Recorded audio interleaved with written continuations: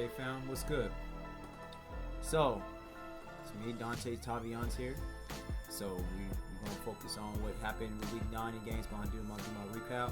So yesterday I laid out my predictions and matchups and the scores and my gut calls, and now we're gonna walk through the results, what I got right, where I missed, and what that tells us all about the momentum, discipline, and the true telling of football, of this game of football. And let's get to it. So the first game we talked about, I gave my prediction on the Pittsburgh Steelers and the Indianapolis Colts. And the outcome of that game was pretty much what I said was going to happen. I said the Colts were vulnerable. The Steelers will bounce back and surprise us this week. I said the Steelers had the potential of doing that because they have the players, they have the personnel, they have the coach, they have the quarterback. They got the team, and they have Hall of Fame, All Pro playmakers on that team. The Pittsburgh Steelers do.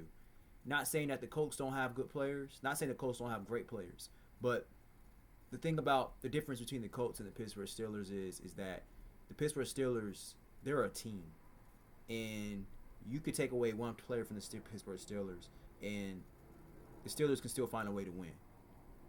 The Steelers has always found ways to win in different situations under Mike Tomlin.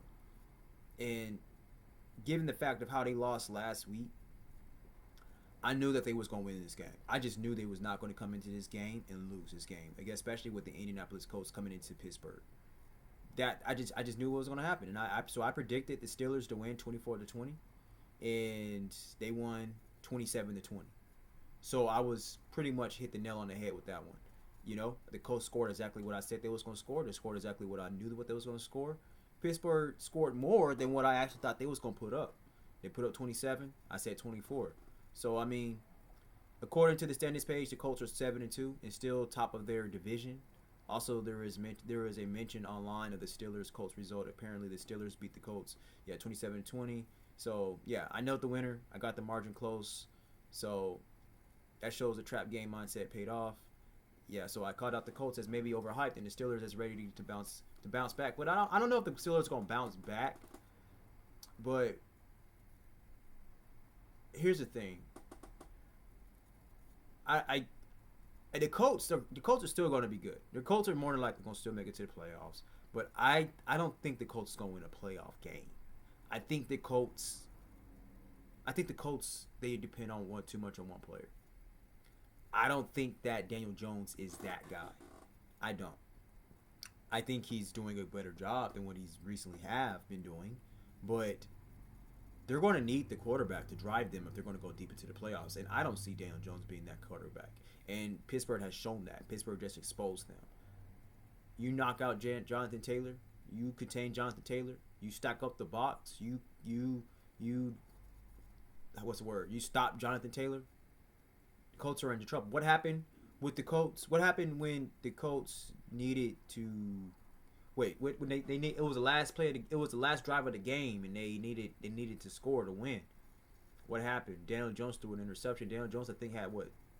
If I'm not mistaken, I can't remember how many turnovers Daniel Jones had. I think he had 3 picks, but I think he had 6 turnovers. Hold on, let me find that out for y'all real quick. How many turnovers did Daniel Jones have against Pittsburgh?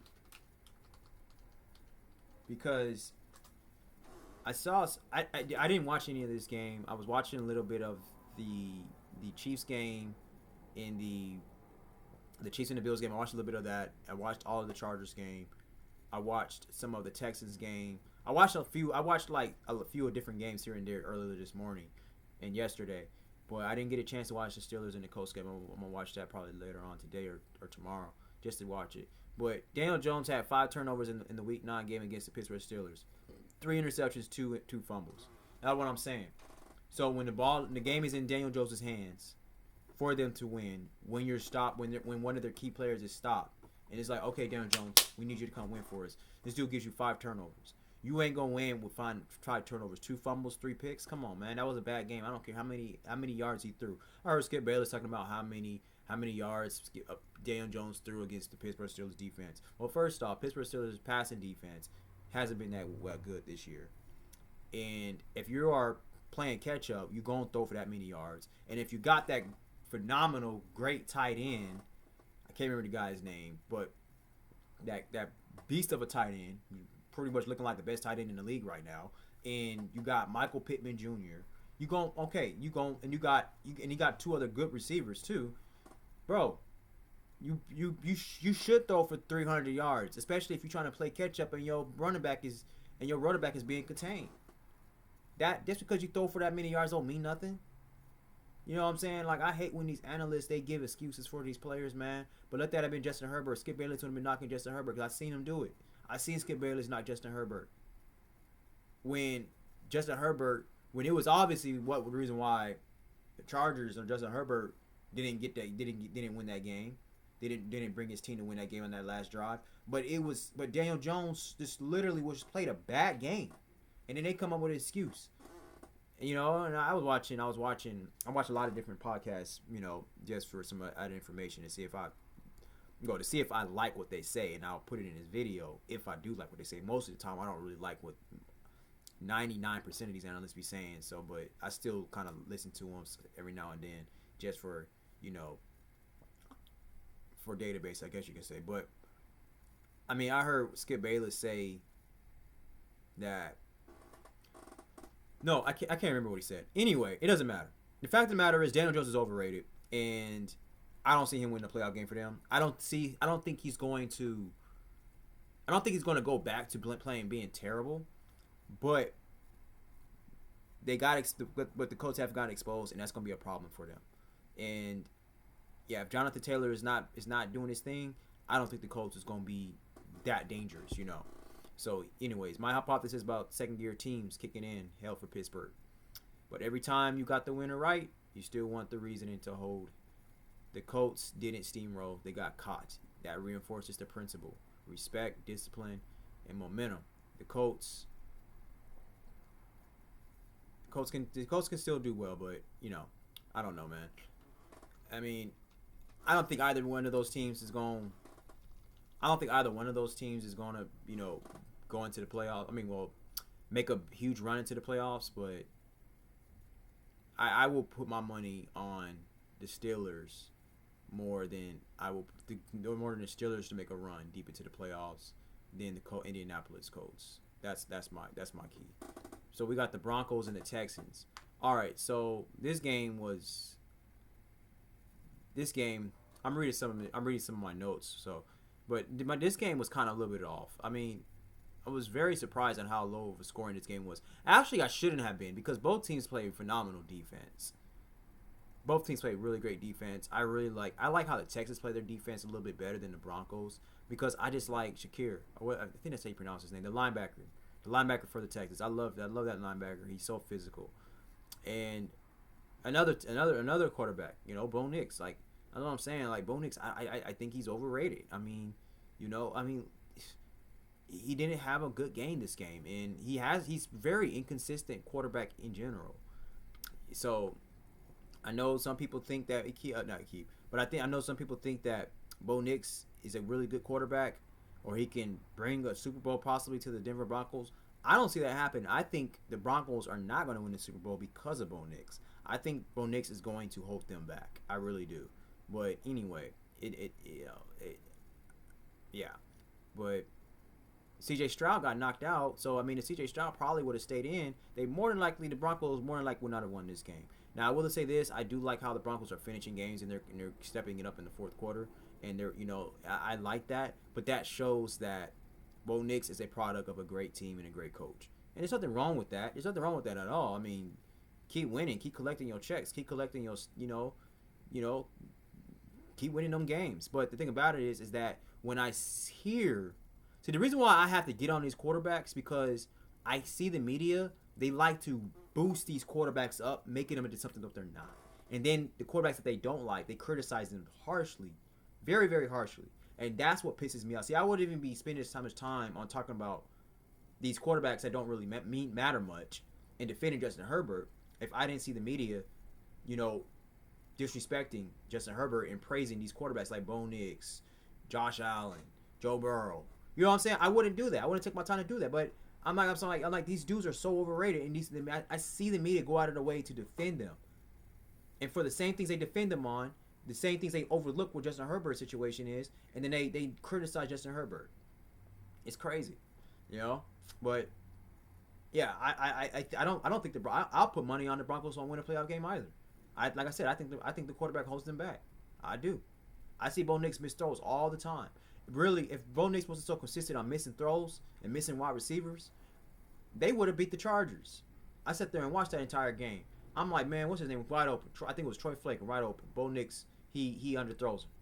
So I mean, you know what I'm saying? Oh no, he misses the throw.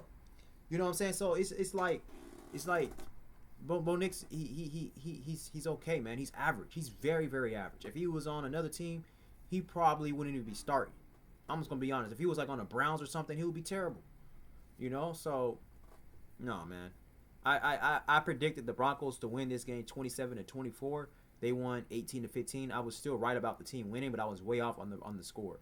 You know. So yeah, that's that for about that game. The Chargers, Tennessee Titans. This game was actually I predicted the Chargers to win 29-19, and the Chargers beat the. Let's see what was the actual score. Yeah, I think it was 27-20. Yeah. So, okay, I wasn't too far off. I said 29-19. They beat the Tennessee Titans 27-20. So that wasn't too bad. What was Justin Herbert's stats? Let's see here.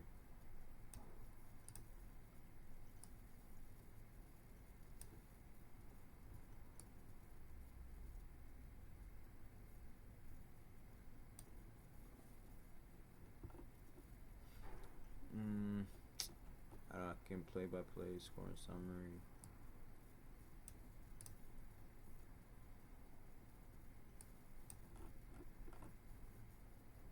Let's see. What was Justin Herbert's? I'm curious. I think he threw for like I watched the game, but I know he threw. You know, it doesn't really matter what his stats were. I don't care. I'm not even gonna look that up. I watched the game, but the thing about it is that Justin Herbert is throwing a lot of picks. You know, I'm not used to that. I don't think Justin Herbert's used to that, but I think it was probably like a miscue when he threw that when he was trying to pass that ball. I think it was McConkey. That he, you know, in the DB. I can't remember the DB's name. Hold on, let me see. Justin Herbert pass DB catch made by Quentin Johnston. Where was that pick? I think that pick was like in the very, very beginning of the intercept of the quarter. Scrambles right in for 1 yard. Cameron Dicker.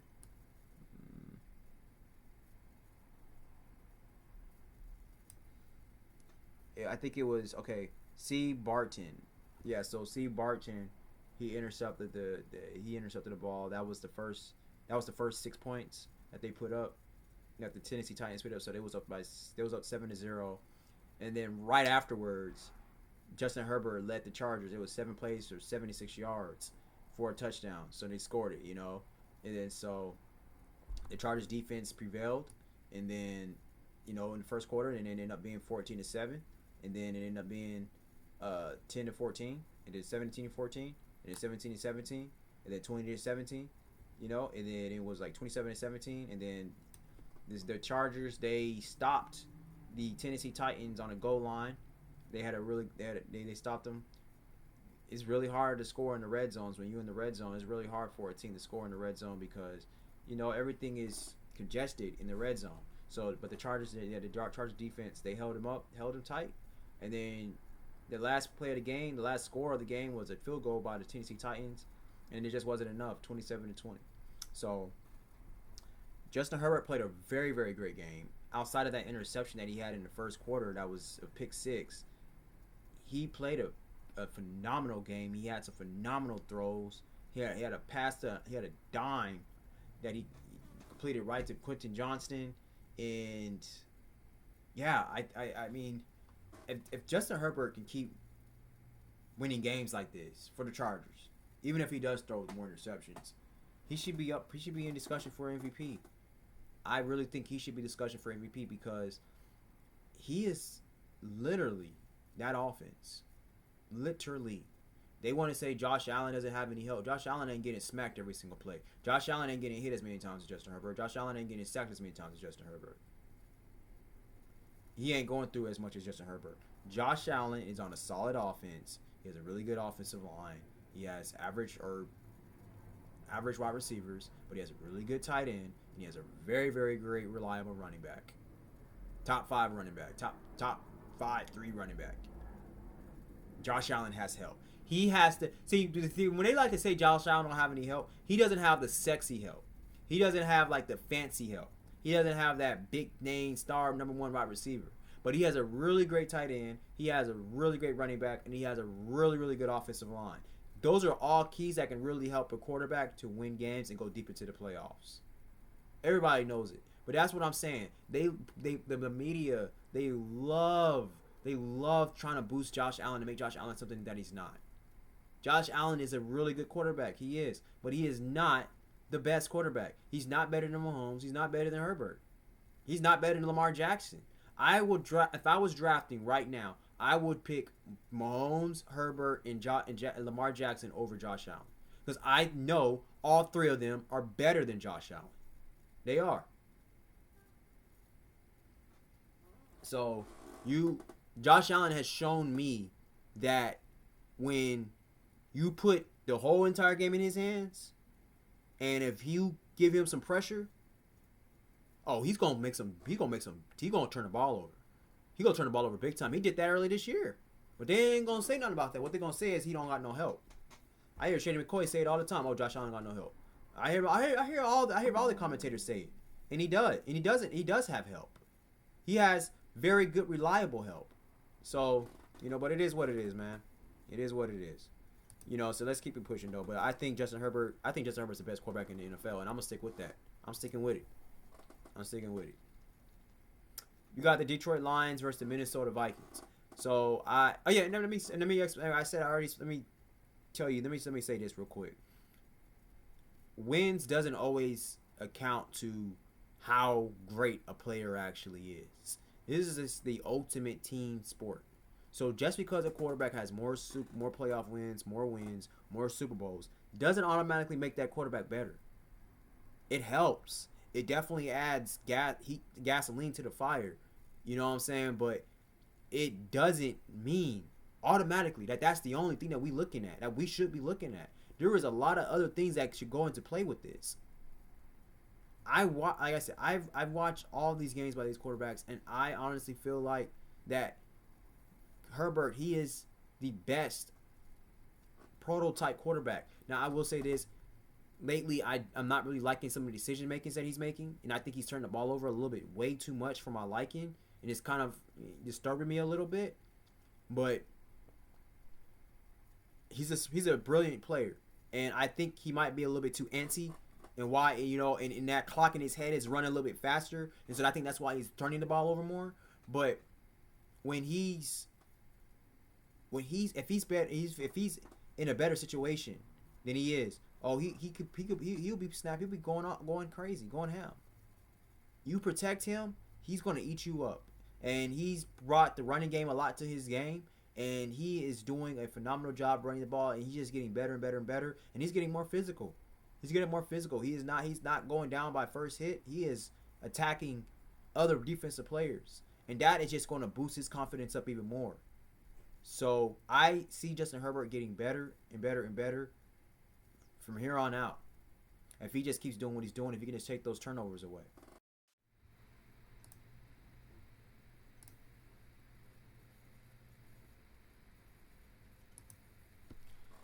All right, so we got the next game. We got the Detroit Lions versus the Minnesota Vikings, and so I was saying, I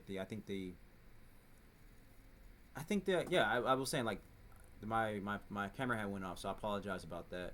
But like I said before, I think the Lions can bounce back.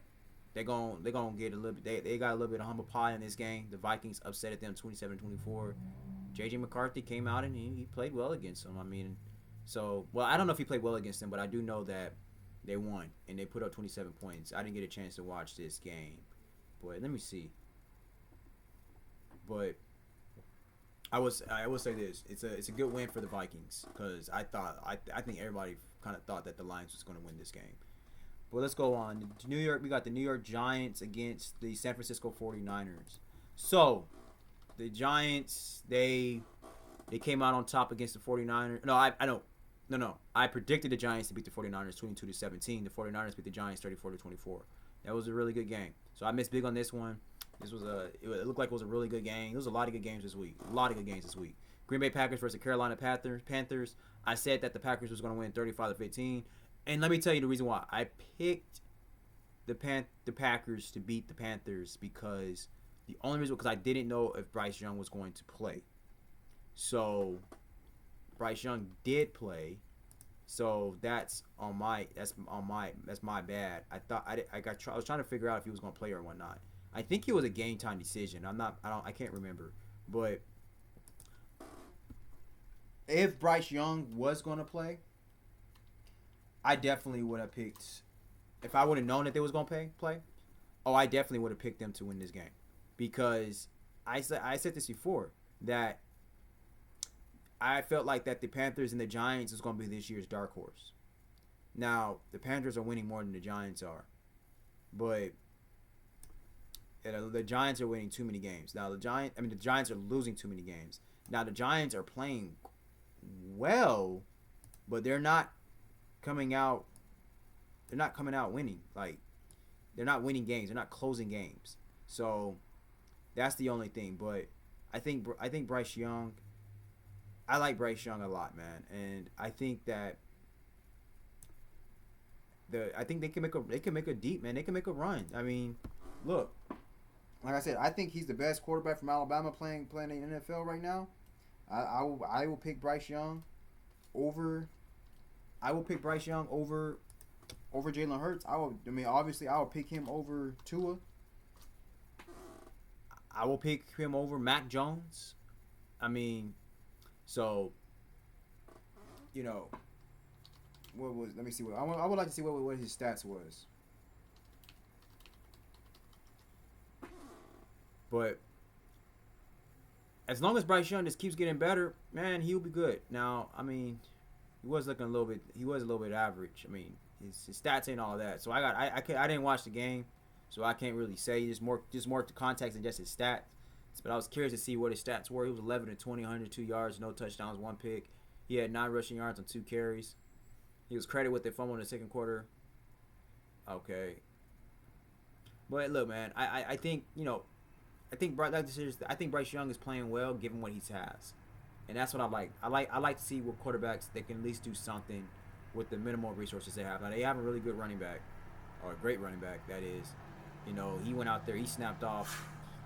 He went ham. That quarterback, that's running back that they have is really great running back, and so I think if the Panthers can keep winning, if they can keep, surrounding Bryce Young with better offensive weapons, I think they can.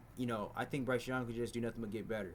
They got Leggett over there, and I can't remember the other receivers they have, but I like the Panthers, and I like Bryce Young. They're 5 right now. They're 5-4, so they're doing exactly what I think they're doing. They got a shot. Now let me see what they're 5-4. What are they? What are they in their division?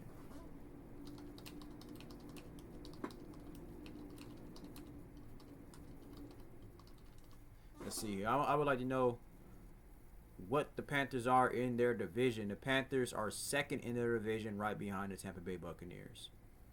Surprisingly, the Falcons are not playing well. Now, the Falcons were a team that I said that can beat anybody because they're built that way. Because I'm like, if the way their running game was early this year with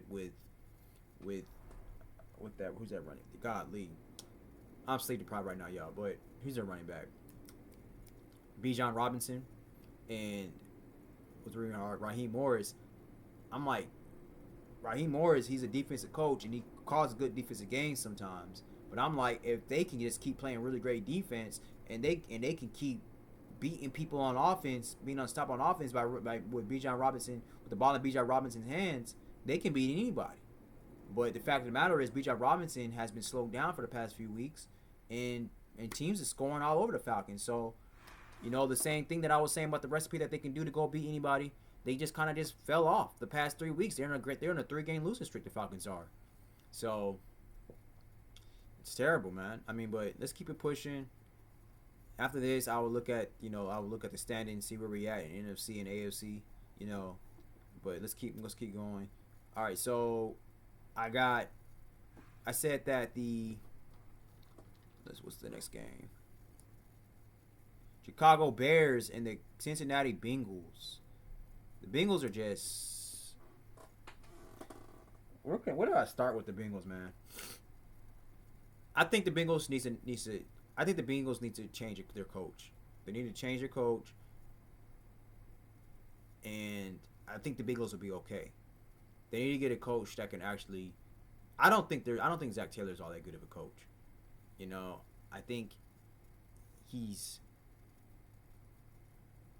a product of that great offense that they have, and I don't think he has anything to do with that great offense. I could be wrong, but I think it's more to do with their offensive coordinator. But there's always, every single year, questions about the Bengals. It's injuries or it's defense. It's defense. It's injuries, defense. It's like, bro, you're the head coach. When are you going to take care of those problems that the Bengals are always facing every single year? Like, come on, man.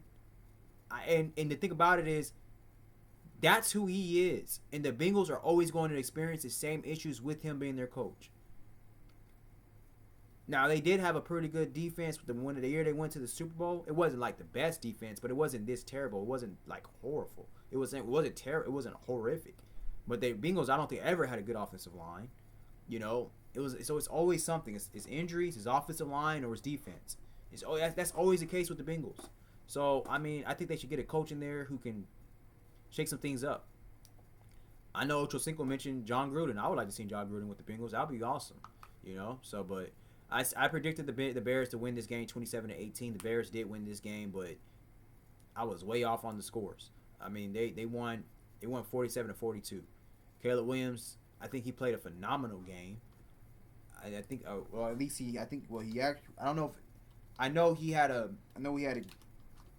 he was clutch with Colston Loveland. So, what was Caleb Williams? I'm curious to see what was Caleb Williams' stats. And while I'm pulling up Caleb Williams' stats, Joe Flacco, he played a pretty good game. He had a couple turnovers, but other than that, Joe Flacco was snapping. And look what Joe Flacco did in Cleveland. Now look what he's doing here in Cincinnati. See, this is what I'm talking about. I don't think Joe Burrow is a bad quarterback. I think Joe Burrow is a really good quarterback. But I've been telling y'all over and over and over again. I've been telling y'all over and over and over again that, again, I think Joe Burrow is a product of that talent he has on his offense, and it shows because look at Joe Flacco. You know what I'm saying? Look at what Joe Flacco is doing now. This dude is snapping off. He was looking god awful against the Browns. Now he on the Bengals with elite wide receivers, elite offense around him, elite offensive weapons around him, and this dude throwing for nearly 500 yards. Joe Flacco, about 50 years old, he's on here snapping off. Joe Burrow he's doing exactly the same thing what Joe Burrow is doing. So that's what I'm saying. So they definitely, after raising question marks, and Joe Burrow's injury, and Joe Flacco coming here snapping off, that definitely exposing Joe Burrow. But I mean, it's not surprising me. I've always been questioning that. You guys can go back and look at my old videos. I was actually going to make a video. I've been trying to make this video for the past year.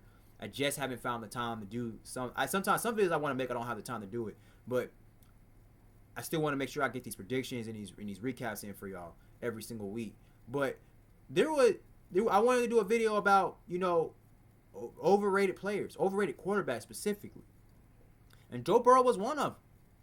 I was just saying, I was like, we have never, ever in our whole entire football lives seen Joe Burrow play without weapons. Never have. And that's what I'm saying. But people wanted this. There were a time when people were trying to say he was number one quarterback in the league. Skip Bayless was trying to compare him to Tom Brady. You know what I'm saying? And this is the thing that frustrates me. And see, I wouldn't even have to come out here and knock these quarterbacks, talking about how overrated they are, if the media wouldn't freaking always overrating them. And then knocking Justin Herbert. I'm going to defend Justin Herbert until Kingdom Come. Because I know how great of a player Justin Herbert is. I know how great of a quarterback he is. I have not missed a game of Justin Herbert. I have seen every single throw Justin Herbert has thrown since he's been in the NFL. So I am not being biased. I was not that big on Phillip Rivers. I was never saying Phillip Rivers was the best quarterback in the NFL or top 5 quarterback. I never said it. All my years of being a Charger fan. So I'm not being biased. You know, but Caleb Williams' stats was 20. He was 20 for 34, 20 completions out of 34 attempts, 280 yards, 3 touchdowns, no interceptions. He had 53 rushing yards.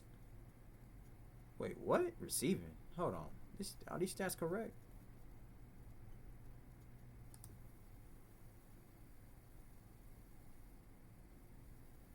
Hold on, man. I don't know if I trust that source. Let me see something.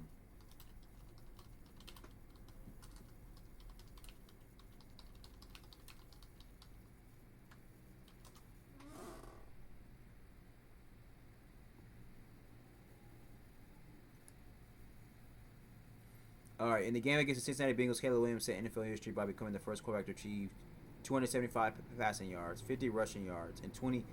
He caught passes in the game. I saw that. I was like, wait, what? He caught some receiving yards. Wow. Let me reread that for y'all. I told you about my boy Caleb Williams, man. In the game against the Cincinnati Bengals, Caleb Williams set NFL history by becoming the first quarterback to achieve 275 passing yards, 50 rushing yards, and 20 receiving yards in a single game. He completed 20 of 34 passes for 280 yards and threw for 3 touchdowns and caught 2 passes for 22 yards, including a 2-yard touchdown from wide receiver DJ Moore. His performance included a 14-yard touchdown run and a 58-yard touchdown pass to tight end Colston Loveland, sealing the victory for the Chicago Bears. That's wow, and the media is not even talking about it. The media, I have watched so many podcasts, and not a single person I have heard talk about Caleb Williams with that great performance. You see how the media likes to defend who they want to defend and criticize who they want to criticize. You see what I'm saying? He hands down had the best performance in any quarterback in this week. But all I hear is about how good Josh Allen played against the Chiefs. You see what I'm saying? I mean, this is pathetic, man. Like, man, you know, that's and when they overrate these players, man, it makes me not like them. Like, I don't have anything against Josh Allen, but it makes me not like Josh Allen when I see that they go out their way to overrate this dude. For what? Why? Whatever, man. It's going to, like I said, what I'm saying, it's going to come to light. Like I said, like Joe Burrow, like I'm saying about how I thought Jaden Daniels was going to have an off year, and look what happened to Jaden Daniels. Like I said about, like I think Jalen Hurts is overrated too, but not everybody's talking about Jalen Hurts anymore that much. And like I said about Brock Purdy, I hardly ever hear the media talk about Brock Purdy. You see what I'm saying? But but it's okay. It's okay. I'm gonna stand on my USC quarterbacks. I'm gonna stand behind my boy Sam Darnold. I'm gonna stand behind my boy Caleb Williams. I'm gonna stand behind Justin Herbert, my favorite quarterback. You know what I'm saying? Of all of them, I'm gonna stand behind them. And then you know what I'm saying? When time comes, y'all gonna see what I'm talking about. But it's okay though. We just gonna keep it pushing, man. I'm not even tripping. So let's keep it going. After that game, New England Patriots, Atlanta Falcons. So the Patriots beat the Falcons 28-20. It was a pretty good game. The Falcons, they tried fighting through. They tried coming away with a win, but they just couldn't do it. Bijan Robinson was shut out. I don't think Bijan Robinson crossed 50 yards. I think he had like 12 yards for 40-something yards. 12 carries for 40-something yards or something like that. It hasn't been a really good. It hasn't really been a good past few weeks for Bijan. We got the Rams against the Saints. I said, oh wait, hold on. Did I say what the score was? I predicted the Patriots win 28-20, but what was the actual score? Hold on, my bad, y'all. What was the actual score?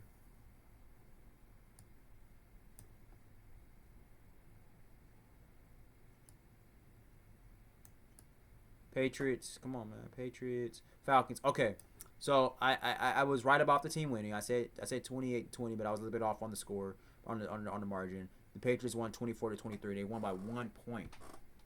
So that game was very close. The Falcons fought. The Falcons was fighting, man. So that game came down to the wire. We got the Rams against the Saints. All right, so I said that the Rams was gonna win 28-20, and the Saints. I mean, no, in the Rams they won. They won 34-10, so they blew out the Saints. I don't know why I predicted that game to be as close as I did. I really don't, but I did. Anyway, let's keep it pushing. Jacksonville Jaguars, Las Vegas Raiders. I said the Jaguars was gonna win 21-14, and the Jaguars they won. Oh, this went to overtime. Okay, this went to overtime. The Jaguars won by 1 point, 30-29. Okay. So I think Trevor Lawrence probably had a good game that game, huh? 30-20. Let me see what Trevor Lawrence stats was.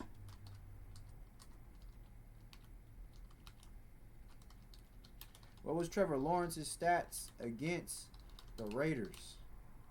Let's pull that up real quick. Let's see here. Trevor Lawrence's stats against the Raiders. Trevor Lawrence's stats.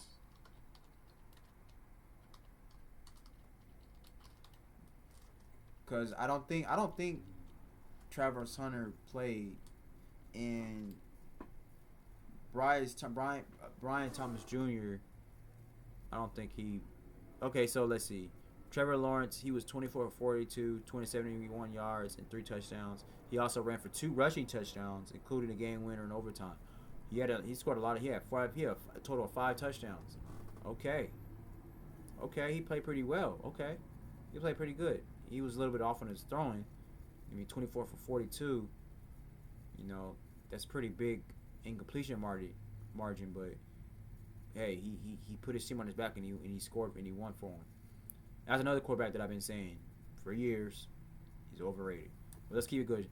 Kansas City Chiefs against the Buffalo Bills. I kind of already talked about this game, but I said the Chiefs was going to win 28-27, and obviously the Chiefs lost. They lost. What was the score? 28-21. So. No, that's interesting. So, I mean, the Bills put up how many points I said the Chiefs was going to put up. And, yeah, so, but the Chiefs just didn't do enough. And I think this was pretty much of an off game for Mahomes. But the Chiefs are 5-4 right now, man. The Chiefs going to have to win. It's crunch time for the Chiefs. They can't afford to lose too many more games, or else they're not going to make it to the playoffs. A lot of people still think the Chiefs can find a way and make a run to the playoffs, which the Chiefs does deserve that type of respect and that type of optimism. But we talking about right now. Resume doesn't matter that much to me in NFL. It really doesn't. It's like, the way I look at NFL, it's like, what is this player doing right now? What is this team doing right now? How is this coach coaching right now? Because guys get worse sometimes, and teams get worse sometimes, and coaches they sometimes get worse, or they sometimes need a different scenery. So I'm not going to keep here saying that, oh, look what they did last year. Look what they do. Always been doing. No, I'm not going to keep doing that. That just makes me delusional. Me keep depending on the past keeps making me delusional of what's in front of my own 2 eyes in reality. The past in the NFL, it has some type of weight, but it doesn't have that much weight. And right now, the way I see it, Kansas City is 5-4. They have lost 4 games, and they are 1 game away from being 500. If they're 1 loss away from being 500. So the Chiefs, they cannot afford to lose too many more games. And they really going to have to get at least 1 win in their division. They're going to have to. They got the Chargers again. They got the Broncos again. So, look, man. We just going to move it on. We're going to have to see. I believe in Mahomes. I believe in Reed, but they can't afford keep losing too many games. The Dallas Cowboys currently 0 in the car. So, yeah, okay, so that's it for that.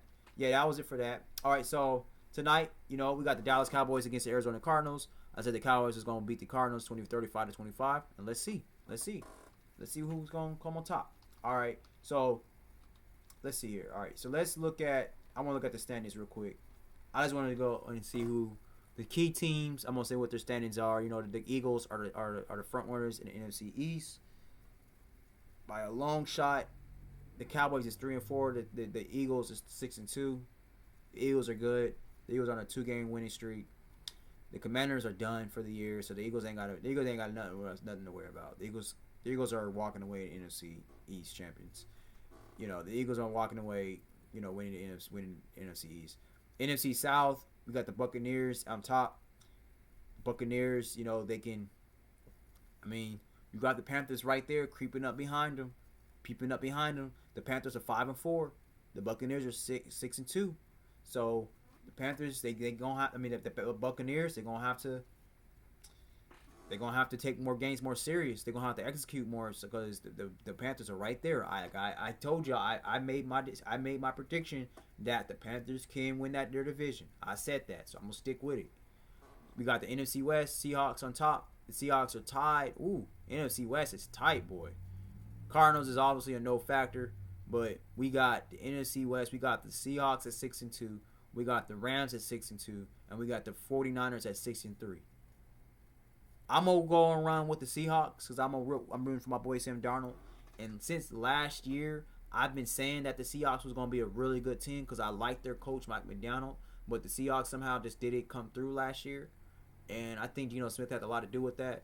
But that boy Jackson Smith and JSN, that dude is a monster. He is a monster, and right now he probably the best receiver in the league right now. And if he ain't, he is 1C. You got Jada as 1A, Chase 1B, JSN 1C. Because that dude is a monster. JSN is a monster. And I think he's just going to keep getting better and better and better. Like I always knew JSN was good, but I didn't know he was this good. He literally elevated his game to the max. So, and I'm not afraid to say that he can be the best receiver in the league if he keeps doing what he's doing. If he keeps snapping. I'm not afraid to say that. And I mean, look at my boy Sam Darnold, man. Y'all need to give my boy Sam Darnold, man, more respect, man. Like, come on now. I'm going with the Seahawks, and I can't remember. I don't know when the next time. I don't know when the Seahawks are gonna play the Rams, but I'm going with the Seahawks to beat the Rams. I'm going with it, and I'm going with the Seahawks. Whoever they playing in the playoffs, they gonna win their first game. They gonna win their first playoff game. Sam Darnold gonna win his. I don't know if Sam Darnold has any playoff wins. He gonna get his first playoff win, and so is the Seahawks. They gonna win. Whoever they playing, I don't care who they playing in the playoffs, first round. They win in that game. Seal the deal. You copy this, mark this tape. But we got NFC North, the Packers. The Packers gonna have to step it up, man. Jordan Love, he is way too inconsistent. I liked Jordan Love. I still kind of do, but he is. I don't know. I'm kind of starting to fall off from him, man. He's too inconsistent for me, man. I mean, you can't be playing this inconsistent and you got this really good team around you, great team around you, really. Like, come on, man. You gotta step it up, bro. You got that big ass contract. Like, I don't know, man. I don't know, man. I don't know if Jordan Love is it. If he gonna keep being this inconsistent, man. Anyway, so we got the Lions right behind him, 5-3. We got the Bears right there, 5-3. We got the Vikings, 4-4. This is a tight race. This is almost just as tight as the NFC West. Actually, it's a little tighter than the NFC West. Because I would argue it's tighter because you got the Seahawks 6-2, Rams 6-2, 49ers 6-3, and then you got the Cardinals 2-5. The Cardinals is a no threat. But in the NFC North, you got all four teams that's tight. They pretty much all one game away from each other. You got the Packers at 5-2. They not looking too bright. They so inconsistent. And you got the Lions at 5-3, Bears 5-3, Vikings 4-4. And the Vikings just beat the Lions. The Vikings just beat the Lions. All right. I'm going to go ahead and go with my USC great right now. I'm going to go ahead and say my boy Caleb Williams going to walk away with this. I'm going to say the Bears is going to win the NFC North. That's what I'm going to say. And I'm going to say the Bears is going to win. Well, I don't know, but I'm going to go and say the Bears is going to walk away winning the North. That's what I'm going to say. And I'm going to stand by that. I'm going to stand behind that, man. And they going to win their first playoff game too. I'll put it to you like that. All right, so let's go to AFC real quick. Let's go with the AFC, and then I'm gonna close it with that. All right, AFC West. It's a little tight, little tight, sort of. It ain't too bad because we got the Broncos. We got the Broncos on top. We got the Broncos at 7-2. They're on a 6-game winning streak. That's phenomenal. And then we got the Chargers at 6-3. They're on a 2-game winning streak. And yeah, they 5-1 in their conference. Broncos is 4-2 in their conference. The Chiefs are 2-3 in their conference. The Chiefs are 5-4. Raiders 2-6. Patriots, they are top of the AFC East. We got the Patriots at 7-2. The Bills at 6-2. So the Patriots right now are on top of the AFC West, and they 4-2 in their conference. You know, the Patriots are on a 6-game winning streak. The Bills are on a 2-game winning streak. The Dolphins, Jets, no brainers, no factors. They're not a threat at all. AFC South, you got the Colts right there standing on top. AFC South 7-2. Then the Jaguars right behind them at 5-3. Texans is 3-5. And you got the Titans at 1-8. And right now the AFC North, Pittsburgh Steelers, they more than likely gonna walk away with this. But not if Lamar Jackson got anything to say. We got the Browns is 2-6, the Bengals is 3-6, and then the Browns and the Bengals are right behind the Ravens. The Ravens can't afford to lose any more games. But the funny thing about it is that the Ravens can come on top if the Steelers lose a few more games. And if Lamar Jackson, he just takes over. They just win it all the way through. Because the Ravens is 3-5 right now. They're only 2 games behind the Steelers. So, here we go, man. So that's it for all. That's all I got for y'all, man. Thank you all so much for watching. It's been great. I'm going to be back for Monday Night Football countdown. Monday Night Football recap. Go over, talk about that game tonight. I don't think that game is going to be much of a game, really. I mean, no, I'll take that back. Yeah, dude, because I predicted. I think I predicted Yeah, I'm going to stick with that. Cowboys 35, Cardinals 25. I think it could be a pretty exciting game. But I'll be back. You all, thank you so much for watching. And deuces.